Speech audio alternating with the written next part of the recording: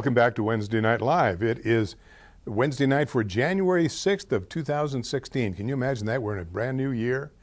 Christmas is behind us, New Year's is behind us, and we have a whole year to mess it up again. So we're going to try it. We are going to remain politically incorrect. So, you know, if you are one of those who puts a great deal of emphasis on political correctness, tune in CNN or something makes you happy. Otherwise, if you like it straight and truthful, please keep watching us. As I do every week at this time, let me remind you about Compassion and Hope Pregnancy Center, a Christian organization, Christ-centered, nonprofit ministry offering life-affirming alternatives to abortion and compassionate care to those facing pregnancy and abortion-related issues. It's pretty straightforward, and even though I read it every week, I still manage to screw it up, but you know what I'm talking about. I hope you thought to give them a nice contribution, nice Christmas gift, if you will, this last year. It's tax deductible. Of course, it's tax deductible all year long, so why don't you see if you can contact them at 208-478-HOPE, 208-478-HOPE. See what you can do to give a mother some compassion and hope as she struggles perhaps with an unexpected or maybe even unwanted pregnancy, especially if she's quite young. 478-HOPE. You'll be blessed. You'll bless somebody else. You're going to feel good about it. Well, welcome back. As I said, this is our first broadcast of the year 2016. And also Wednesday, the January 6th, is my 10th anniversary as an Idaho resident in the city of Pocatello. And we are my family and I are just delighted to be here. We love it. This is our town. This is our state. We are controversial because we don't necessarily drag the common line. We have other things on our minds beside what makes everybody happy sometimes. But we're really happy. In fact, this I believe is our 5th year of broadcasting also. Now you can keep up with us if you want to. First of all, this program, this segment will be rebroadcast this Sunday at noon, 12 o'clock noon. Or you can watch any past program for the last 2 years by Googling YouTube Wednesday Night Pocatello. YouTube Wednesday Night Pocatello. That'll bring you right to the site. You can catch up on the stuff, especially if you're trying to get caught up in all the stuff I've been teaching you about Islam, but also the controversy about the LGBTQ, the baby murdering going on at the Planned Parenthood and the other stuff. Be sure to become a subscriber. All you have to do is hit that subscribe button. I think you give them your address or whatever, I don't know. It's free, doesn't cost anything, and that way you'll be notified. And you can follow me on Facebook at Wednesday Night Live Pocatello. Just click on join, and you'll be notified for each new edition. So you'll also be able to have conversations with others who follow me on Facebook. So YouTube Wednesday Night Live Pocatello, or Wednesday Night Live Pocatello for Facebook, and then just hit join and join us. Also, a quick program reminder about Sunday. Also, at 5 o'clock on Sunday, Deacon Aaron Hayes has his terrific program on church history, the Orthodox view of church history. His degree is in apologetics and church history, and so I think you will, if you're a Bible student or a student of the Reformation, whatever, Aaron Hayes, he is a licensed deacon in the Lutheran Church Missouri Synod. He is the pastor, I guess you'd say the visiting pastor at Faith Lutheran Church in Pocatello. He has a marvelous program, and then you can also sign on to, he'll tell you on his program how to contact him if you have specific questions about. So that's Aaron Hayes, 5 o'clock Sunday on this same channel. Well, before we left for Christmas, I had told you, the last program we had, there were 2 things I told you I was going to do. Didn't get either one of them done because I was busy yakking as I always do. But I told you I was going to give you a Bible quiz, a Christmas quiz. So I'm going to give you just a moment. If you haven't already, you know, if you watch my program regularly, you know to have a pencil and paper handy, because for instance, I'll tell you about a book. While you're getting that pencil and paper for the quiz, and it's not going to be it's not a mind bender quiz. I think you'll find it's a lot of fun. It's a Christmas quiz. But while you're doing that, let me recommend Glenn Beck's new book to you. Glenn Beck, it is about Islam. Now, I haven't tried to sell any of his books before. This is one I highly recommend you get. I've told you about many books that I think are very good for you to educate yourself, your family and friends, your neighbors, your church associates about what's coming with Islam, because you know, it's interesting to watch it on the news. We're getting, the more we get, the less we get. The more information we get, the less truth we get. And so it's incumbent upon you and me to educate ourselves so that we can see between the baloney that you're seeing on television. Well, Glenn Beck's new book, It Is About Islam, is a very good book to have. Now, I tell you this, Glenn Beck is noted for his careful research when he goes into to write something. So, and he's written several things. I've read a couple of his publications, and I can't say that I was awed by them. They're okay. This one I thought, and I can't say that I'm awed about this one, but I am very ecstatic about this one, and I hope you will too.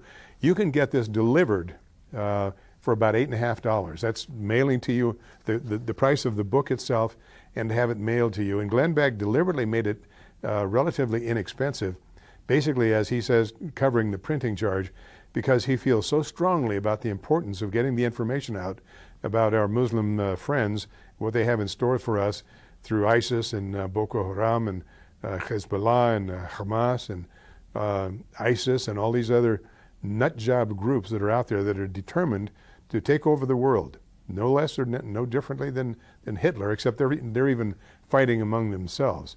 But this book is an easy read, but it is informational. It reads very comfortably. It doesn't go into great detail, but it gives details on things that are important for you, for your everyday, the kind of things you need to know to talk to your neighbor. So I'm recommending this to you. Please do yourself a favor. Now, I don't know if this is for sale at Costco. If it is, I hope it's $8 or less, because you can get it mailed to you for $8.50. Glenn Beck's new book, It Is About Islam. I highly recommend this. I don't get anything for it. I don't get anything for any of these books that I recommend to you. The only thing I get is I hopefully get you better organized, better informed about the horror that is Islam and what it means for the future, or the lack of future, for the entire world. Remember, Islam declared war against the world in 700 AD.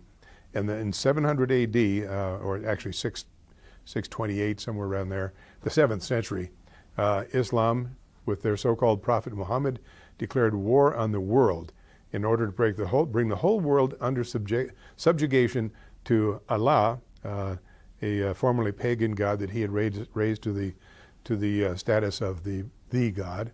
And for 14 centuries now, Islam has been trying to take over the world.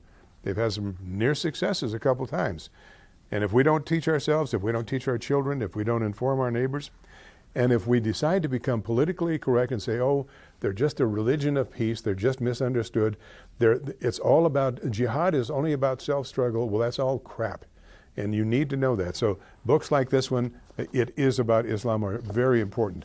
I've shared several with you. Another book that I told you about not too long ago, I'm just about finished with this one, The ISIS Apocalypse, the history, strategy, and doomsday vision of the Islamic State. Now remember, Islam, in a nutshell, Islam, in order for it to succeed as the world religion and the world government, because Islam is not just a religion. And this is where we as Westerners, with our constitutional way of thinking, our Western values, our orthodoxy and Christianity and all that, this is where we're at a disadvantage. When I tell you, for instance, that I'm a Lutheran, that has nothing to do with the government.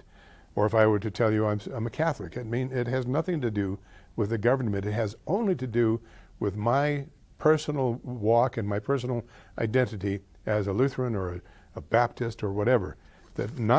Such is not the case with Islam. If a person says they are Muslim, that means that they are subject to the Quran and to the Hadith, to the Sharia, and that's all together, and it is a completely self-contained, fully contained form of religion and government. It would supplant our Constitution. Now, in order for them to have this what they consider their paradise, first of all, their Allah has to kill anybody that disagrees with him. Now, isn't that a great place to be in religiously? You don't like what I'm saying about Allah? I got to kill you. It's my job.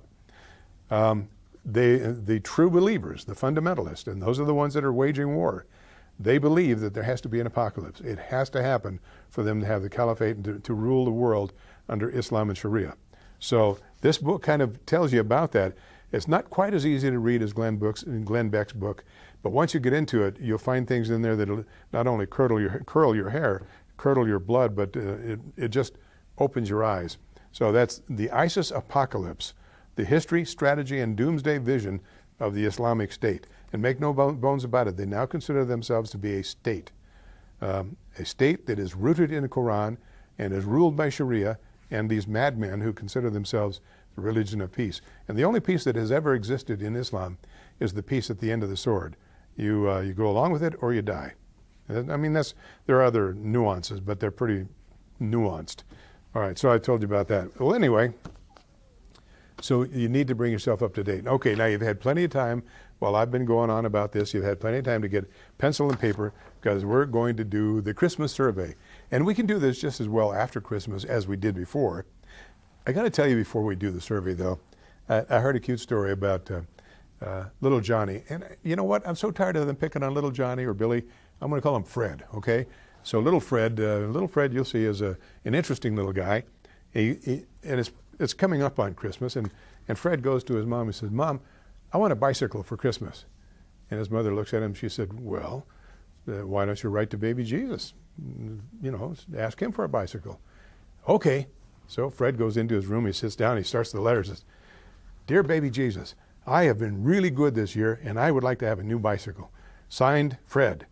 And he looks at it for a minute. He says, "Jesus, I don't know. He might not go for that." He says, "All right." He throws it away. He says, "Dear baby Jesus, I've been pretty good this year, and I really would like to have that bike. Signed, Fred." And he looks at it for a minute. He says, "I don't know if he's going to buy that." All right. He tries it again. He says, "Dear Jesus, I haven't been all that great, but..." Oh, heck, he takes it, throws it away, runs from the house, runs down to the church and to the creche, and he gets the little statue of Mary and runs home with the statue of Mary, puts the statue of Mary on his desk, sits down with his pencil and paper, says, "Dear Jesus, I have your mother. If you ever want to see her again, I want a bike." Okay. Drum roll, sorry. All right. I've got another one equally ridiculous. I'll tell you later. Let's do this Christmas quiz. I think you'll get a kick out of it. Some of these questions may seem like they're trick questions. They're really not. But I got tricked when we did this. It was in a Bible study class at church, and we did this just before Christmas. So here we go. Okay, this is the Christmas IQ test. Now, there are 25 things on here, so we have plenty of time. Take your time. Don't try to answer them too quickly. All right, you ready? All right. And you might want to have your Bible out and have it open to Luke or Matthew. You know, you're going to go back and forth. But I suggest you just write down the citations and then look them up later. All right? So here we go. Number one. What was the donkey Mary rode on native to Egypt or Babylon? Was the donkey Mary rode on native to Egypt or Babylon? There was no donkey mentioned. I know it's a trick question. Okay.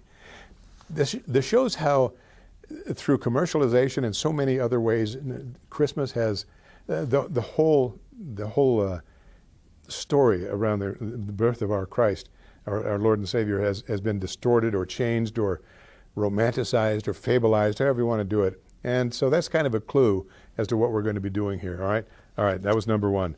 So number two, was John the Baptist related to Jesus?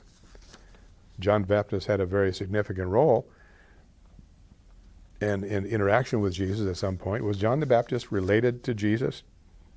Yes, but we don't know exactly how. Now, we think he was a cousin, and I think that's usually the way we think of him. You can look that up in Luke 1:36. Luke 1:36.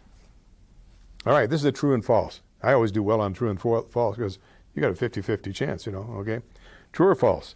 Joseph and Mary had made no formal commitment to one another before she became pregnant. Joseph and Mary had made no formal commitment to each other before she got pregnant. True or false? All right, that's false. Go to Matthew 1:18. Under Jewish tradition and law, a betrothal was considered in the eyes of, I guess, the rabbinical, or however, I'm not sure how that works. It was considered as being espoused and married. Even though you hadn't had the pledge yet, you hadn't said the I do's yet, You were considered in the eyes of God to actually, if you were betrothed, you were married. Got to kind of think about that, because that one gets twisted around quite a bit. All right, here's another one. What is a heavenly host? You read that and you see the heavenly host. It's in the songs and all that. What is a heavenly host? All right? You ready? An angel army. Heavenly host is an angel army. All right. We don't know if they were good singers or not. Angels are interesting. That's an interesting and fascinating study in its own right. All right, number 5. What song, the heavenly host, what song did they sing?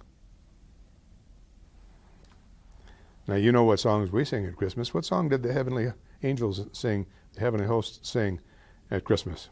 Okay. They didn't sing anything. They said it. All right? And you can look that up in Luke 2:14. Luke 2:14. Now, there, if you, I use an English Standard Version of the Bible because it's probably, it's probably the most accurate modern-day translation in English. Some people like to use the King James, which is a bit confusing for me sometimes because I don't speak Elizabethan English, so I get lost in the weeds sometimes with King James. But some people, that's the only thing they'll read, and that's fine. That's good. You can still look it up in the same way. And there are lots of translations that the New International Version is very good. All right. Number 6. Where did the shepherds live? Where did the shepherds live? That's actually not such a trick question. This we know of. They lived in the fields near Bethlehem. All right. And look that up in Luke 2:5. The shepherds lived in the fields near Bethlehem. All right. Number 7. Did the shepherds take their sheep with them to the manger? Now think about that for a minute. Did the shepherds take their sheep with them to the manger? Well, we don't know. It seems unlikely to me, but it doesn't specify. It doesn't say anything about whether they drove their sheep before them or left them with somebody else, or we don't know. I think we kind of assume, if we even think of that, we kind of assume that they had their sheep with them, but we don't know. It's not specified. All right. Number 8, how big was the stable Mary and Joseph stayed in? How big was the stable Mary and Joseph stayed in? Now, that's a good one, because we have our own, especially our commercialized view, and sometimes even when we're reading in the Scripture, we just kind of read past it and see it in our mind as the commercialized view. Okay, there's no stable mentioned. That tricked me too. I thought, wait a minute, sure there's a stable mentioned. No, there ain't. Or there isn't. All right. Number 9, what is a manger? Now that's something, here again, we have this picture in our mind because every year we see the Christmas pageants and we have the manger and all that. What is a manger? All right. Well, a manger is a cattle feeding trough. That's a proper term for it. Cattle feeding trough is a manger. All right. Here's a good one. This one slips by a lot. What was the innkeeper's name that told him there was no room? What was the innkeeper's name that told him? Now, this isn't like that trick question in the Christmas story where Ralphie's mother happens to know the horse's name of the cousin to the Red Rider. It's not that kind of a trick question. All right. What was the innkeeper's name that told him there was no room? There's no innkeeper mentioned. There's another one of those things where for years, we've all just kind of assumed, we've been told there's an innkeeper. If we read the story, somehow we just blast past that. There was no innkeeper. None mentioned. All right, now this is an easy one. Everybody knows this, even if you're in the Christmas pageant. Why did Mary and Joseph go to Bethlehem? And that's pretty easy. They had to satisfy the Roman census. That was at that time. And this is one of the interesting things. The Romans were like the Nazis in respect that they were good record keepers. I mean, their record keeping perhaps was primitive by today's standards, but they were very, very accurate on record keeping, especially on the census, because every Roman citizen had certain rights, and those who weren't citizens still had to be taxed, and so they were very good about record keeping, which is good for theological studies because it gives us actual stuff that we can go to and say, hey, it's written right here. It's chiseled in stone, however you want to do it. The Romans said so. It's okay. So that here again, that was for the Roman census, for the Roman Empire, and that's in Luke 2:4. All right. Another one. What animals were there with Jesus? What animals were there with Jesus? And we think about shepherds, so sheep, and you think about a manger, okay, cattle, horses, donkeys, whatever. There are no animals mentioned. Yeah, think about that. All right, what are swaddling cloths? Not swaddling clothes. What are swaddling cloths? Here again, we think we know, and I guess you can say we do, but it's not quite the way we picture this, all right? Swaddling cloths, they're strips of cloth used to wrap newborn infants of any kind, human or animal. So, remember the baby Jesus was clothed in swaddling cloths, okay? All right. How old was Jesus when he was circumcised? Now that's an interesting one too. Circumcision was required under Jewish law. How old was he when they did that? Jewish boys make their bar mitzvah at age 13. Was it before or after? Well, actually, he was 8 days old. He had a bris, and I'm sure that they contacted a local rabbi, and they had the covenantal, if that's the proper term, bris at 8 days. And now there's an interesting side thing about this. See, God's so far ahead of us. Why 8 days? Why not 7? Why not 9 or 10? Well, interesting thing. And I just learned this the other day. I wasn't aware of this. I haven't looked it up, but I got it from a good source. At 8 days, the child's white blood cell count is at its highest, which aids it in disease prevention, infection. Okay. Also, there's a higher clotting factor, and the child has fewer pain receptors in that area. Now, isn't that interesting? And I understand that traditionally, and I've never been to a bris, I understand at a bris that the moil will put a drop or two of kosher wine on the child's tongue. Now, I've never seen this, so this is hearsay, but they will do that to give the child some additional alleviation of pain. And isn't that interesting?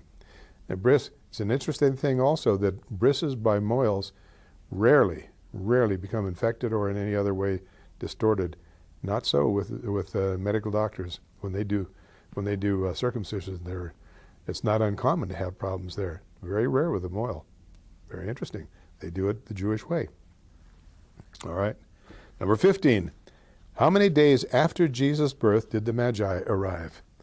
Now that's an interesting question, and we always think that they came within a couple of days or they were already there. But how many days after the birth of the Christ child did the Magi arrive? Ready? We don't know exactly. However, they're no longer the family are no longer in a manger. They're now in a house. The Magi probably arrived 6 months to a year later. So here again, we've compressed things and we have them right there at the birth, and yet they probably didn't come for another 6 months to a year. The child was still an infant, but not a newborn infant when they first viewed them. And that's in Matthew 2:11 if you want to look that up. All right? How many years, and this is one that I love this because it's prophecy, and the Holy Scriptures, the Orthodox Holy Scriptures give very, very direct direction as to what amounts to what constitutes a prophet. It isn't just somebody who says, "Hey, I had a vision, I'm a prophet." No, it doesn't work that way. And here's a very good example of it. How many years prior to Jesus' birth was his birth prophesied? Now, think about that for a minute. How many years before he was born was there prophecy that there would be the Christ child? And in the manner he would be born, in the location, all of this was prophesied. 700 years prior to his arrival. 700 years prior to his arrival. The arrival of the Christ child was prophesied by who? The prophet Micah. Interesting. And that's in Matthew 2:6. If you want to look me up, check me out on that. Look that up, Matthew 2:6.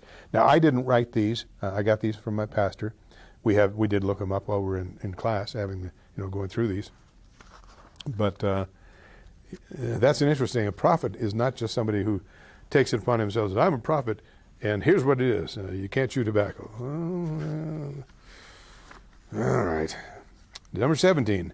How did Jesus' star compare in brightness to all the other stars? See, now we always have this picture in our mind of this beautiful star, and it's depicted in many ways, but this brilliant star that outshines all the other stars. How did it appear in contrast to all the other stars in the sky? Well, no more or less. There was nothing specific to that star that made it any more or less bright than any of the other stars. And that's interesting in its own right. Matthew 2:1. Look that up. Was there any snow in the region of Jesus' birth? Think about that. Bethlehem is in a desert, and I spent my formative years in the desert. And is there any snow in the area where Jesus was born? Well, Mount Hermon is snow-covered year-round. Mount Hermon was, I think, it's 30 miles roughly, something like that away. So, and it says in the area or in the region. Doesn't say right there. All right, we're getting close to the end of this thing. How you doing? Are you acing this thing? You probably are. Yeah. I can't say that I'm the best Bible student in the world. You're probably acing it. I did pretty good, although I did have a few surprises. All right, here's the trick question. What day was Jesus born? What day was Jesus born? And if you answered Christmas Day, well, you're right, but they didn't call it Christmas Day then. This is a subject of study. I don't know that there's a lot of argument about it, not in Orthodox Christianity, but he was not born on December 26th. It was a Roman pagan holiday. More likely he was born nearer his time of his eventual crucifixion. In other words, the same date or time as when he would 33 years later be crucified. More likely he was born sometime in late March or early April. And how we got it in, excuse me, how we wound up having it in December is an altogether different thing. There are reasons for it, and they're valid reasons. It makes sense. Not important to this, but he was not born on Christmas Day. He was born probably in late March or early April. All right. What does the name Jesus mean? This is one of the interesting things about the Hebrew language. Names usually translate to something. For instance, Emmanuel means God with us or among us, if I remember that correctly. What does the name Jesus mean? It translates to Savior. And that you can find in Matthew 1:21. This is always a good one, especially since we always have a Christmas pageant, if we will, at our church. I'm sure many of you have them at your church. Pardon me. I've got something really catching me. And we always have three magi, or magi, however you want to say it. Kings from the east, we three kings of Orient are, that kind of thing, all right? So, let's see, how many gifts were brought by the wise men? All right? The answer, Scripture doesn't actually say. There are three kinds of gifts that are appropriate for a king or a priest, a high priest: gold for Jesus as king, frankincense for Jesus as our high priest, and myrrh in anticipation of his burial. And those were gifts that were actually given remember now, they weren't given to this newborn baby. They were given to an infant, but not to the newborn baby. But Jesus is the Christ. He is the king, the high priest, and, of course, he was going to be buried after he took our sins upon him and was crucified. All right.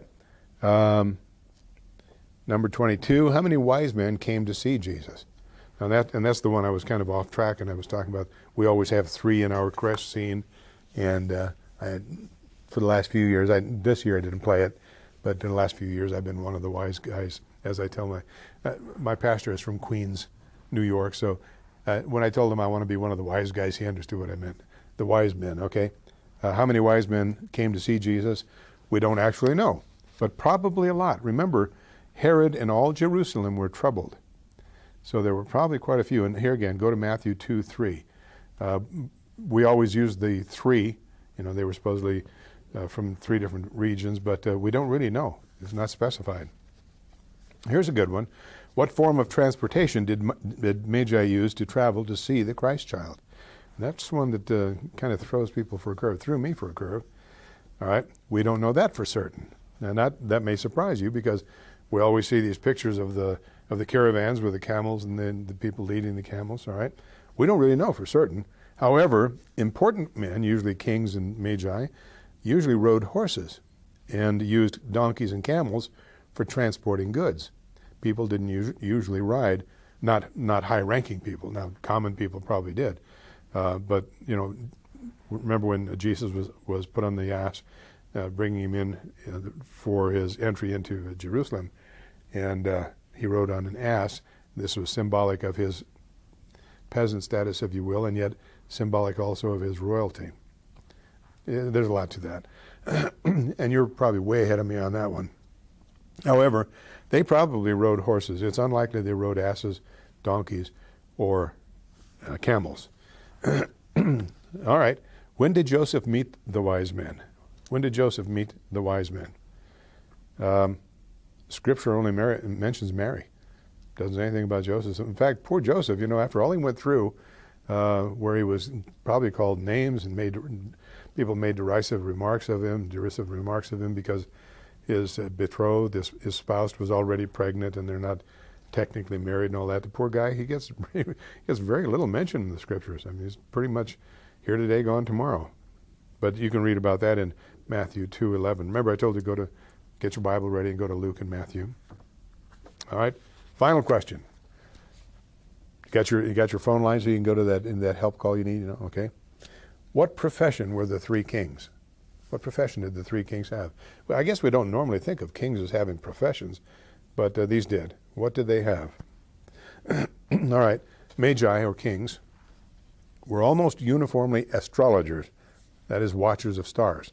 They almost certainly came from Persia, not from Europe, China, or Africa. And that's when you have to think about it, because one of the things that we always, we have this idea, like the one that Magi is depicted as being black. Maybe he was, maybe he wasn't. I don't think we really have anything concrete on that either. But they probably came from Persia. And there you have it, your 2015/16 Bible quiz. I hope you enjoyed that. I had a lot of fun with it. I'm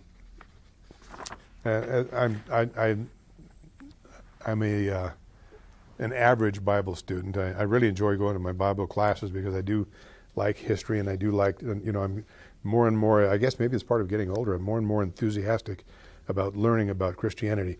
And I have to tell you this, the more I learn about Islam, the more I am into my Christian faith. And the more I learn about Islam, the more I value my Jewish heritage from which our Christian faith springs. These 2 fountains that bring us to the well where we can take eternal water are so important, and the more I learn about them, the more I want to learn about them. Little things like this are fun, but they can also be enlightening. And you know, the Bible. Now there's a text we're using at our church right now, and I highly recommend it. In fact, if you want to, you can go to Grace Lutheran Church, and they'll sell you the book for $5. It cost us more than that to buy them for the church. But it's called The Story. And I don't recall the author's name, but it's simply called The Story. And basically what it is a story or a narrative version, a storybook version of the Bible. Makes it very easy reading because you don't go into really great detail as you do in the Tanakh and the New Testament and all the other things. It's not an well, I guess you could say it's almost like an overview, but it's a story. You can read it like you would a novel, and it's called The Story. It's only $5, and I highly recommend it. Now, we're using it as a study right now. We have we got one for my daughter for Christmas. We got one for a dear friend in Australia, a dear friend in Colorado. For $5, it's a pretty nice gift, but it's really great. I was asked, if you will, to do a presentation on the Kingdom Torn, the Tale of Two Kingdoms. I forget how it's done in this last Sunday, and it has to do with the northern 10 tribes, the northern kingdom known as Israel, and the southern kingdom, 2 tribes, Judah and Benjamin, in the southern part of Israel. And one of the things that had always confused me, excuse me, because my Bible study has been somewhat lacking, although my wife is very, very, very well educated in the Bible, in Bible study, and I was allowed to use her notes, and it was a great help for me to put together my presentation. But I'd always been confused about Judah and Israel. I didn't realize they were 2 separate places. And you can think of them, and this is the way I portrayed it to the congregation when I gave my presentation. Think of it, if you will, kind of in the way we thought of the Civil War. You had the northern states and you had the southern states, or the Confederacy, but it was still the United States of America. The South was trying to secede, but it was still the United States of America, and all of the people involved were still Americans. And that really is what the 2 kingdoms are. The northern kingdom that Jeroboam had, which was the 10 tribes, and the southern, which Rehoboam had, was 2 tribes, Judah, the largest tribe, and Benjamin, the smallest. And it was an interesting thing because, of course, Rehoboam was the son of Solomon, the king, who had started off great. You know, Solomon wrote the Psalms, and God loved him. And Solomon started off really good, and then he got lost. Well, Rehoboam had to kind of pick up the slack afterwards. Jeroboam, I always had trouble pronouncing these names, was actually, if you, for lack of a better term, a disgruntled employee. When Solomon died, he was told by a prophet that he would have the 10 tribes. And it was interesting for me as a student to make my presentation and see how thoroughly and completely corrupt the 2 parts of the kingdom were, the 10 tribes in the north, the 2 tribes in the south, how Jeroboam's 10 tribes had 22, I think it was 22 kings. Every single one of them was a rotter, an absolute rotter. The southern kingdom had, I forget how many they had, and one kingdom lasted 28 years, I think it was, the other 300 roughly, and very rough. For me, I mean, they're probably more precise. And yet, it was very interesting to see how the children of Israel, the whole Israel, strayed from God, and what happened, what they brought upon themselves. You know, we can see that happening, and I didn't come here to preach to you. I don't mean to be on a soapbox. I hope you find it interesting, as do I. But it's interesting, we can see the parallels right here in our own country. We have turned our face collectively as a nation from the living God who made us, and instead have decided to go our own way. You know, we're the captain of our own ship. We're the king on the throne. We got it all under control. And fewer people are looking to God for guidance, looking for God to God for protection. And what's happening to our nation? Right now we're entering into this political thing for the next president. And what do we have to choose from? On the left, you have Hillary Clinton, a truly tragic woman. I mean, I can't think, I could call her all kinds of names, and it would be easy. But really, if I want to do it from hopefully from a Christian perspective, she is a tragic person. She has sold herself to the devil, and and yet there are people, a lot of people, who are ready to vote for her to lead this nation, which was once the most powerful nation in the world, until Sheikh Obama came along. Barack Hussein Obama. There's not a Christian word in there. Barack Hussein Obama.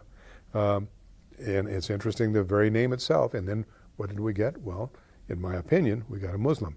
At the very least, a Muslim apologist. But so you've got, on the left, you've got people who, in my opinion, hate God. They don't want anything, if they even believe in God.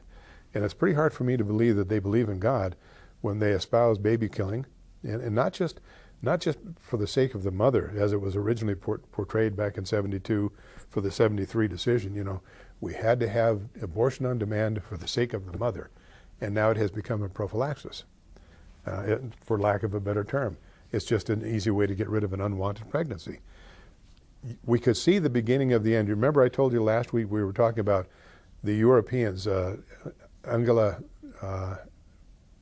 what's her name, the president or the prime minister, whatever, of Germany, was talking about the reason she wants to take in these 850,000 to 1 million Syrians is because the country needs them. They don't have the workforce. Because like most, if not all of Europe, and now almost here in this country, they are not having babies enough to reproduce, to sustain themselves. And so it takes, I think it's 2.4 babies per family to just keep everything level. The figures may not be accurate, but that's roughly.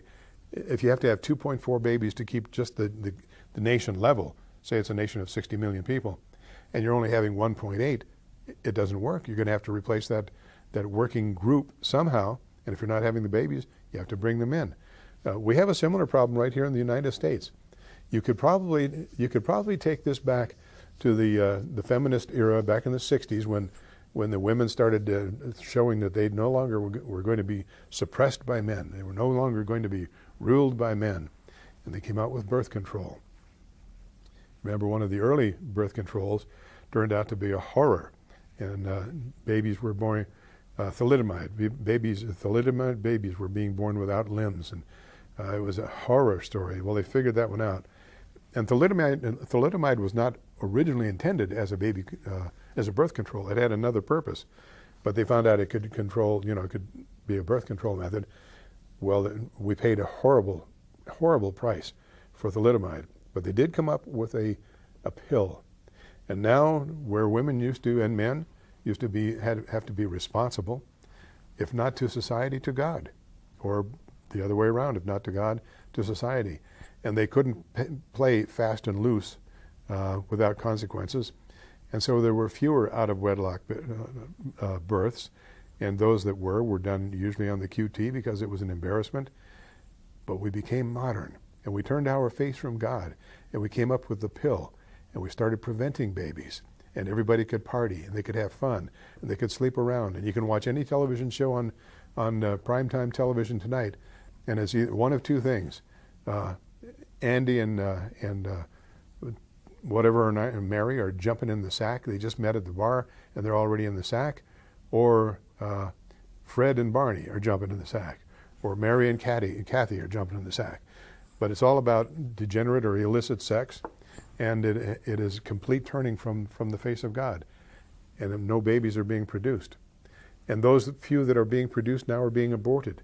Well, we can't sustain our own growth. And so we are at a break even level now, and it's only sustained by the illegal population of having babies in this nation. Now think about that. Since Roe v. Wade in 1973, Planned Parenthood and others who delve into this have murdered over 60 million human beings. That is potentially 60 million workplace replacements. That's 60 million that could have kept our growth rate going where our nation had the manpower. They're gone. They never even got to exist. So between preventing them and murdering them, we're at a 0-0. So we, in spite of our hue and cry to get rid of the illegal aliens, the truth of the matter is we need them, or the nation is going to go the same way as Europe, and we're going to wind up with the Hun at the gate, as it were. Well, I got off on this, and it was unintended, but it was one of those things. There are consequences, and if we want to turn our face from God and go our own way, there is a consequence. And in this case, we can see the consequence may very well be the loss of our nation, and if the Muslims have their way, the loss of our freedom. And then those who don't want to worship God now won't have to worry about it, because they'll have two choices: worship Allah, the Muslim God, or die. Pretty simple. But if the caliphate comes into a real caliphate comes into existence, and if the ISIS apocalypse is fulfilled, and it will be eventually, we're not going to have to worry about it. The world will be at peace or die. All right, well, got off on that.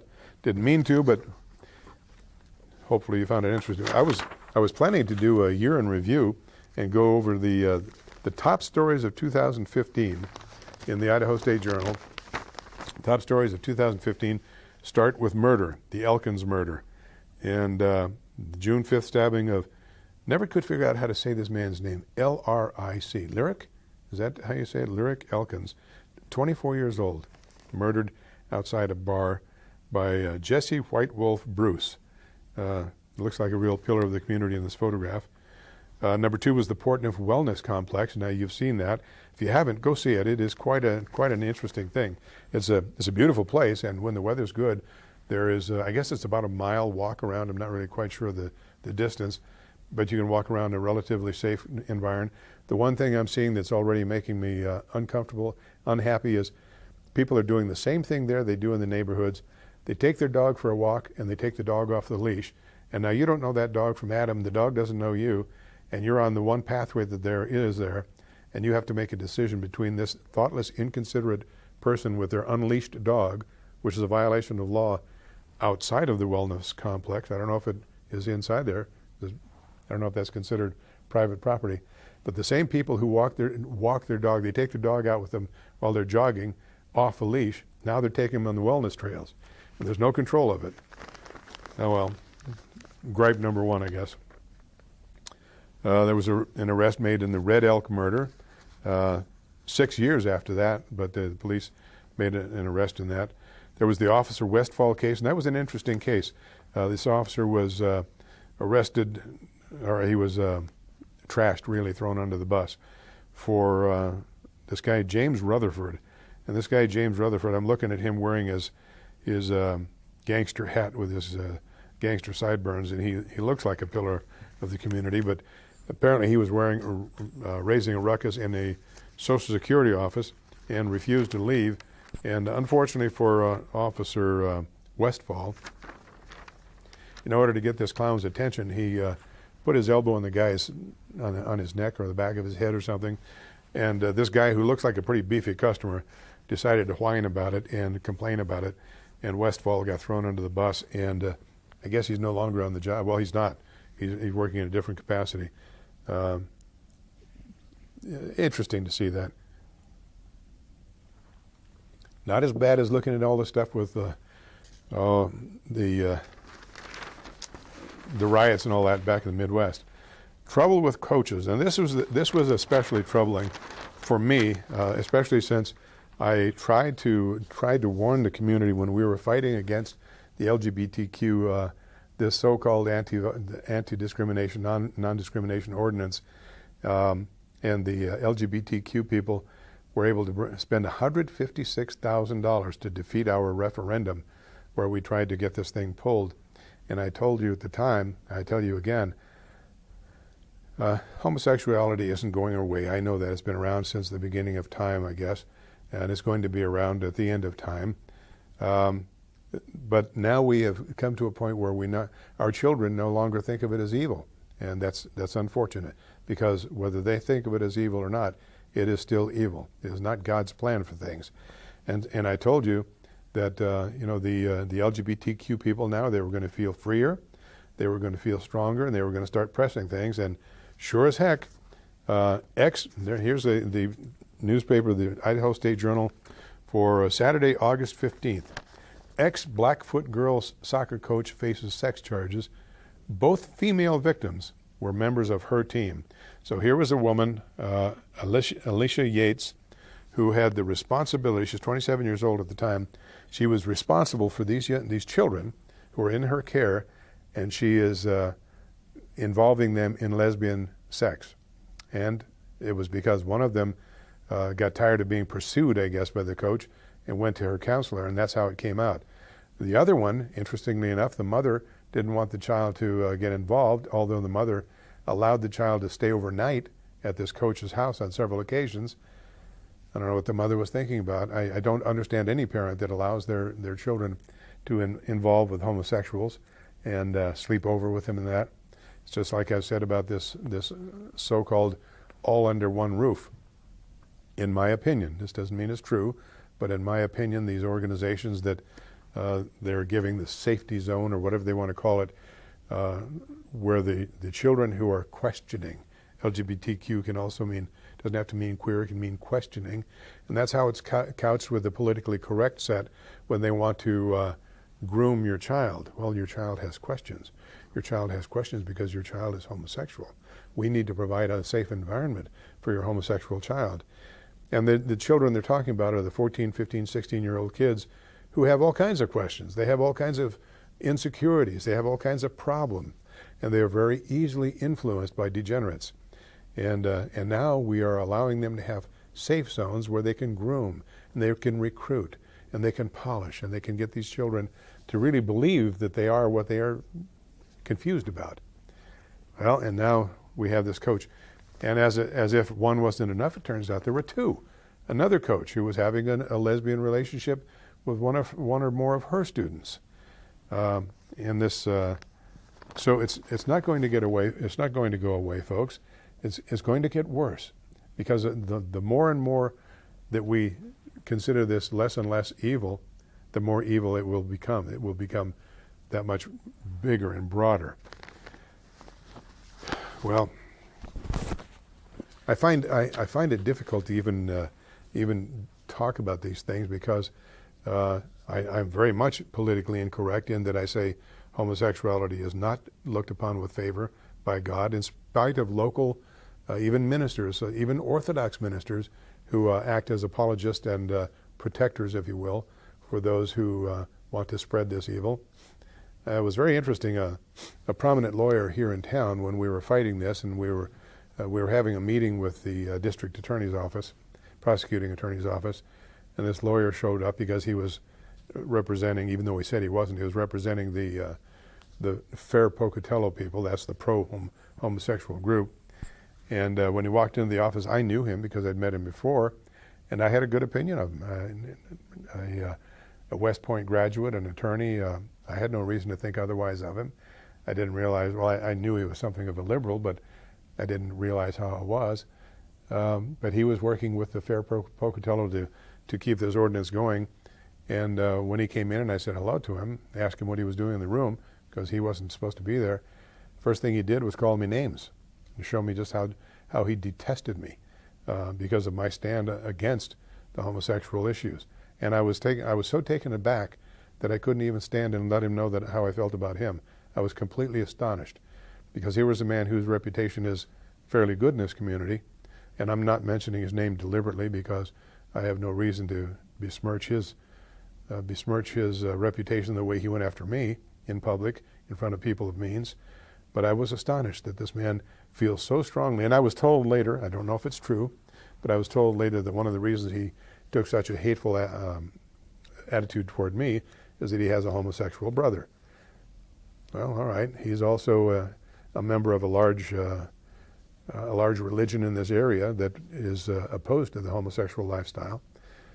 Maybe it doesn't. Maybe that part of the religion doesn't fit his narrative. I don't know. But he certainly had no problem calling me names.